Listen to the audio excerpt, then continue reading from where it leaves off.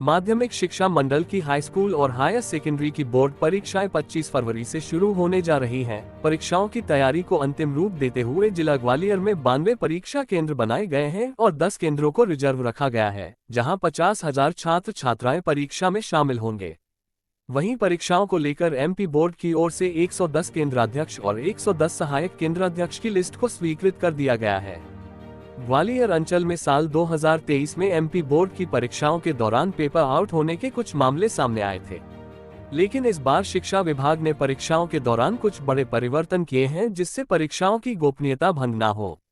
ग्वालियर जिले से high school और हायर सेकेंडरी की परीक्षा में लगभग 50,000 छात्र छात्राएं शामिल होंगे, जिसके के लिए 92 परीक्षा सेंटर बनाए गए हैं। इनमें 43 सामान्य, 41 संवेदनशील और 8 अतिसंवेदनशील और 10 परीक्षा केंद्रों को रिजर्व में रखा गया है। इन सेंटरों पर परीक्षा से 30 मिनट पहले छात्र छात्राओं को कॉपी दी जाएगी। परीक्षाएं शुरू होने से पहले परीक्षा केंद्रों का भी निरीक्षण लगातार किया जा रहा है। खास बात यह है कि इस बार ऐसे स्कूलों को ही परीक्षा केंद्र बनाया गया है जहां सीसीटीवी कैमरे, फर्नीचर, पीने का पानी और टॉयलेट की पर्याप्त व्यवस्था है। अजय कटियार, जिला शिक्षा अधिकारी, ग्वालियर बोले, परीक्षा के लिए इन्हें सौंपी जाएगी जिम्मेदारी। परीक्षा केंद्र पर नियुक्त किए गए कलेक्टर प्रतिनिधि परीक्षा केंद्र के पास बने थाने से पेपर निकलवाने और उसे केंद्र तक सुरक्षित पहुंचाने की जिम्मेदारी संभालेंगे। कलेक्टर प्रतिनिधि और अधिकारी एमपी बोर्ड द्वारा तैयार किए गए ऐप पर थाने से ही सेल्फी भेजेंगे। एमपी बोर्ड की ओर से थाने से लेकर परीक्षा केंद्र के रूट तक की संबंधित अधिकारी के मोबाइल से ही मॉनिटरिंग की जाएगी। संवेदनशील और अतिसंवेदनशील केंद्र पर बोर्ड के अधिकारी, बोर्ड की ओर से गठित टीम, जिला शिक्षा अधिकारी की टीम की विशेष नजर रहेगी। पुलिस थाने से प्रश्न पत्र निकालने के बाद परीक्षा केंद्राध्यक्ष और सभी शिक्षकों, कर्मचारियों के मोबाइल बंद करवाकर अलमारी में सील कराए जाएंगे। पेपर के पैकेट भी परीक्षा केंद्र में लाने के बाद ही सीधे परीक्षा कक्ष में ही खोले जाएंगे। सोशल मीडिया पर सख्ती के साथ नजर रखी जाएगी और इसमें साइबर पुलिस की मदद भी ली जाएगी। मंडल द्वारा बनाए गए कंट्रोल रूम से भी सोशल मीडिया पर नजर रखी जाएगी। बोर्ड की परीक्षा हेतु लगभग 92 परीक्षा केंद्र बनाए गए हैं और ये 92 परीक्षा केंद्रों पर चाक चौबंद व्यवस्था की गई, चाहे वो फर्नीचर की व्यवस्था हो या कहना चाहिए भवन की व्यवस्था हो। सभी जो है ठीक प्रकार के भवनों में बोर्ड फर्नीचर उपलब्ध करा कर के व्यवस्थाएँ की जाती हैं और इसके लिए जिला स्तर से, भोपाल स्तर से मॉनिटरिंग के लिए निरीक्षण दल भी बनाए जाते हैं। पूर्व में ऐसा देखा गया था कि कुछ पेपर आउट की खबरें सोशल मीडिया पे वायरल हुई थी, नकल के भी प्रकरण आए थे, तो उन सब चीज़ों से निपटने के लिए किस तरह की तैयारी विभाग द्वारा की गई है? देखिए, जिले में जो परीक्षा के लिए प्रश्न पत्र उपलब्ध होते हैं, उन परीक्षा के प्रश्न पत्रों को हमारे समस्त संबंधित थानों में रखा जाता है। जब से ये व्यवस्था घटनाएं जो है सामने आई हैं, तब से अब परीक्षा के जो केंद्राध्यक्ष और सहायक केंद्राध्यक्ष होते हैं, उनके अतिरिक्त एक कलेक्टर प्रतिनिधि की भी नियुक्ति की जाने लगी है।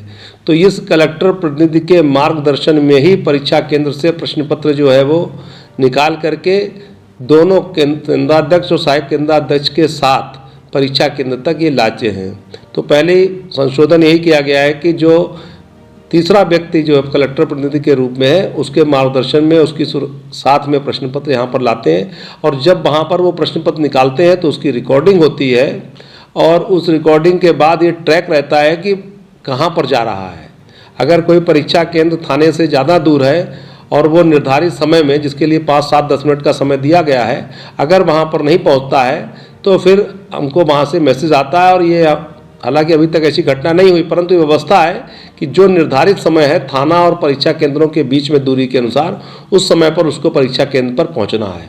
अब परीक्षा केंद्र पर दूसरी व्यवस्था ये की गई है कि पहले एक कमरे में जहां पर हमारे केंद्राध्यक्ष और सहायक केंद्राध्यक्ष होते थे, शिक्षकों के और छात्रों के बीच में वो प्रश्न पत्र खोला जाता था पैकेट से और इसके बाद उसको जमा करके कक्षाओं में वितरित किया था। लेकिन अब ऐसा नहीं है। अब जो है प्रश्न पत्र के जो पैकेट है वो सीधे जहाँ जिस कक्ष में बच्चे परीक्षा दे रहे हैं उसी कक्ष में खुलेगा।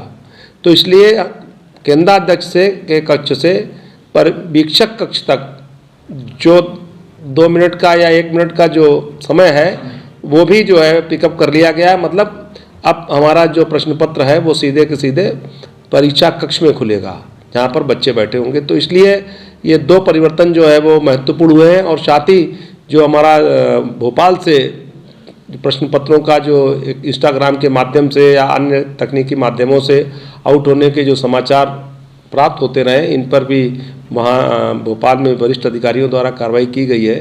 तो मुझे लगता है कि इस बार पूरी परीक्षा जो है चाक चौबंद होगी।